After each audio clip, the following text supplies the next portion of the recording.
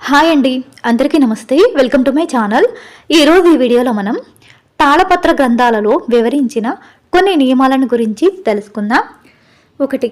వంకర టింకరగాను పక్కగాను పడుకున్న స్త్రీతో కలవరాదు. సంభోగానికి భోజనానికి ముందు లోపల జలము అనగా మూత్రం విడవాలి. నిద్ర, మైథునము, తిండి, చదువు ఈ 4 సంధ్యా సమయాల్లో చేయరాదు. భోజనం చేశాక మళ్ళీ 6 గంటల వరకు తినరాదు. గంట వరకు స్త్రీతో కలవరాదు. పరభార్యల యందు అవివాహితులైన స్త్రీల యందు చెడుభావం కలిగి ఉండరాదు. భోజన సమయమున నవ్వులు మాటలు లేకుంటే భోజన ఫలం శరీరానికి పడుతుంది. ఒక చేతితో ఒక వేలితో నమస్కరించరాదు. ఉదయించే అస్తమించే సూర్యుణ్ణి నీళ్ళలోనూ అద్దంలోనూ చూడరాదు. తన నీడను తానే నీటిలో చూసుకునుట. రాత్రిపూట చెట్ల ఆకులను కోయుట.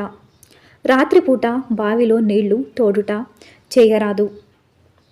తలకు శరీరానికి నూనె రాసుకుని మలమూత్రాలు విడవరాదు. భోజనం చేస్తున్న భార్యను, ఆవలిస్తున్న భార్యను, తుమ్ముతున్న భార్యను చూడరాదు. అలా చూడాల్సి వస్తే వెంటనే పక్కకు తిరగాలి. అలాగే మొలతాడు లేకుండా మగవాడు ఎట్టి స్థితిలోనూ ఉండరాదు.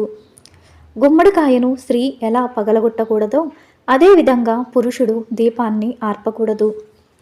నీళ్లు త్రాగే జంతువులని, పాలు త్రాగుతున్న దూడను అదిలించరాదు.